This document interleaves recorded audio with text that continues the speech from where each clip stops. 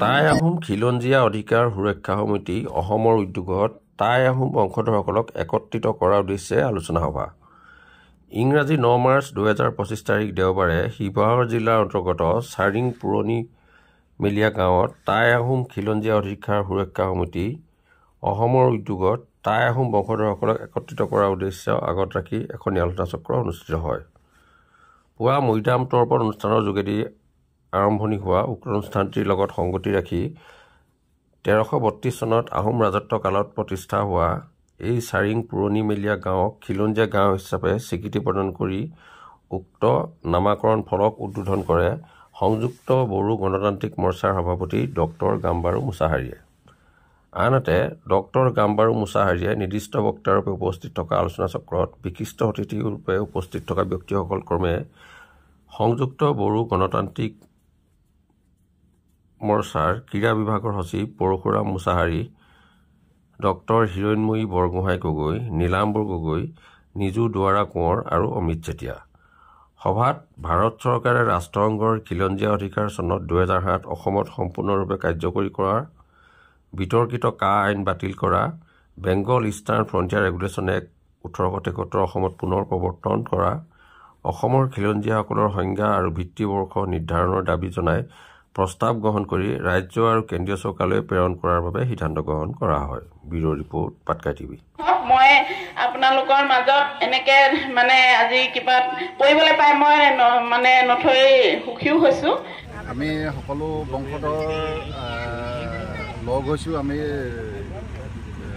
শিৱসাগৰ চাৰিঙীয়া পৰিমেলিয়াত আৰু আমি আজিৰ পৰাই গোটেই খিলঞ্জীয়া জাতি জনগোষ্ঠীৰ কাৰণে আমি উদ্যোগে ভাগি লৈছোঁ। এই উদ্যোগ ভাগীৰ জৰিয়তে সকলো খিলঞ্জীয়া জাতি জনগোষ্ঠীয়ে নিজৰ ভাষা, সংস্কৃতি, পৰম্পৰা বা জাতি মাটি ভেটি ৰক্ষা কৰিবৰ কাৰণে আগবাঢ়ি আহি পিনি আমাৰ এইদৰে নিজৰ গাঁওবিলাক, খিলঞ্জীয়া গাঁওবিলাক ইতিহাস প্ৰসিদ্ধ সেই গাঁওবিলাক চন তাৰিখ উলিয়াই নিজে গাঁওবাসীসকলে পৰিষ্কাৰ কৰিব লাগে আৰু সকলো জনসাধাৰণকে আমি আহ্বান জনাইছোঁ এইদৰে ওলাই আহিব লাগে। ওলাই আহি নিজৰ ভাষা, সংস্কৃতি, পৰম্পৰা ৰক্ষা কৰি পিনি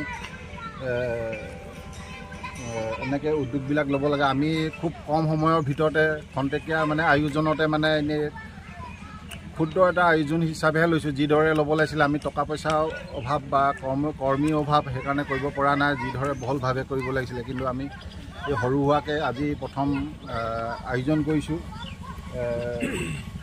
এই প্ৰথম আমি এইভাগে আয়োজন কৰিছোঁ টাই আহোম খিলঞ্জীয়া অধিকাৰ সুৰক্ষা সমিতিৰ অসমৰ দ্বাৰাই। আৰু এই সমিতিয়ে অসমতো প্ৰথমবাৰৰ বাবে খিলঞ্জীয়া গাঁও উদ্বোধন হৈছে আজি।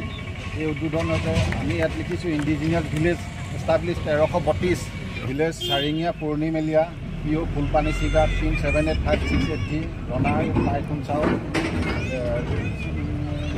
দামনাং অনিমা গগৈ 2025 এইভাগে আমি কামবিলাক উদ্যোগ লৈছোঁ। আৰু তেনেকৈ ধৰি লওক প্ৰতি ঘৰৰ মানুহে আগবাঢ়ি আহিবলৈ নিজক আমি আমাৰ গুৱাহাটীৰ পৰা আহিছে গাম্বাৰু মুছাহাৰী, তেওঁক মই বন্তিগছ জ্বলাই ইয়াত সফল ৰূপায়ণ কৰি দিবৰ কাৰণে মোৰ ফালৰ পৰা অনুৰোধ জনাইছোঁ।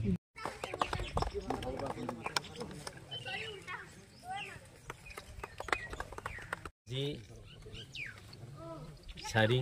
চাৰিঙীয়া পুৰণি মেলীয়া শিৱসাগৰ এই গাঁওখনৰ যিটো ইণ্ডিজিনিয়াছ খিলঞ্জীয়া আমাৰ আহোমসকলৰ খিলঞ্জীয়া গাঁও আজি তাৰিখত উন্মোচন হোৱাৰ কাৰণে কমিটিৰ তৰফৰ পৰা মোক আমন্ত্ৰণ জনাইছে। তাৰ কাৰণে মই সকলোকে ধন্যবাদ জ্ঞাপন কৰিছোঁ আৰু মই আশা কৰিছোঁ আজি এই দুপৰীয়া সময়ত মোৰ ইউনাইটেড বড়ো পিপল ফেডাৰেশ্যনৰ হৈ মোৰ ফালৰ পৰা তথা সংগঠনৰ ফালৰ পৰা অসমসকল অসমৰ 600 বছৰীয়া ৰাজত্ব কৰা বুলি সকলোৱে গম পায়, আমি জানো। অসমত 600 বছৰ ৰাজত্ব কৰাৰ পিছত আজি তাৰিখত আহোমসকল অসমৰ এটা অন্যতম জনজাতি হিচাপে খিলঞ্জীয়া জনজাতি হিচাপে পৰিচিত হৈছে। আৰু টাই আহোম খিলঞ্জীয়াসকলৰ অধিকাৰ সমিতিৰ অসমৰ উদ্যোগত আজি চাৰিঙীয়া পুৰণি মেলীয়া এই শিৱসাগৰৰ 1332 চনৰ এইখন গাঁও আহোমৰ যিখন গাঁও প্ৰতিষ্ঠা হৈছিল আজি তাৰিখৰ পৰা নিয়ম অনুসাৰে তেখেতসকলে উন্মোচন কৰাৰ কথাৰ কাৰণে উন্মোচন কৰিবৰ কাৰণে লৈছে আৰু উদ্যোক্তা হিচাপে মোক আমন্ত্ৰণ জনোৱাৰ কাৰণে মই আজি চাৰিঙীয়া পুৰণি মেলীয়া যিখন গাঁও সেইখন উন্মোচন কৰিবৰ কাৰণে মই হাতত লৈছোঁ আৰু চাকি বন্তি জ্বলাবৰ কাৰণে মই আগবাঢ়িছোঁ।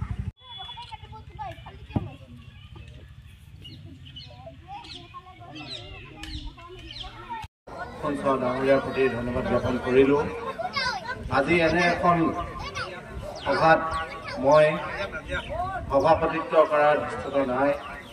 মই যথেষ্ট জেগাত ঘূৰাও হৈছে আৰু মই অসমৰ লখিমপুৰ ধেমাজি ধৰি লওক গোলাঘাট কাৰ্বি আংলং শদিয়ালৈকে নিজেই মটৰচাইকেল চলাই চবকে প্ৰচাৰ কৰিছোঁ, সকলোৱে ভাল পাইছে। কিন্তু আমাৰ মানুহখিনি অৰ্থনৈতিকভাৱে খুব দুৰ্বল আৰু সেইকাৰণে সকলো আহিব পৰা নাই যদিও যোগাযোগ তেওঁলোকে ৰাখিছে। অসমৰ 600 বছৰ ৰাজত্ব কৰাৰ পিছত যে অসমৰ যি পৰিস্থিতি গোটেই পৰিৱেশখন আমূল পৰিৱৰ্তন আনিছিল। বহু সময়ত বিভিন্ন ৰজাসকলে মহাৰজাসকলে অসমখনত শাসন কৰিছিল আৰু মোগলৰ লগত তেখেতসকলে যুদ্ধ কৰি অসমখনক ক'বলৈ গ'লে আৰু ৰক্ষা কৰিবলৈ সক্ষম হৈছিল। তেনে আহোমসকলৰ বাবে বা অসমীয়া জাতিৰ বাবে আকস্মত ৰাষ্ট্ৰসংঘৰ খিলঞ্জীয়া লোকৰ অধিকাৰ চনত আমি আমাৰ সকলো খিলঞ্জীয়াৰ মাজলৈ ছ'চিয়েল মিডিয়াৰ দ্বাৰা আমি পঠিয়াওঁ। জাগ্ৰত জাতিসকল হ'ল আজি মিজোৰামলৈ চাওকচোন সকলো মিজো তেওঁলোকৰ দোকান পোহাৰৰ পৰা আদি কৰি প্ৰত্যেকতে কি দেখিব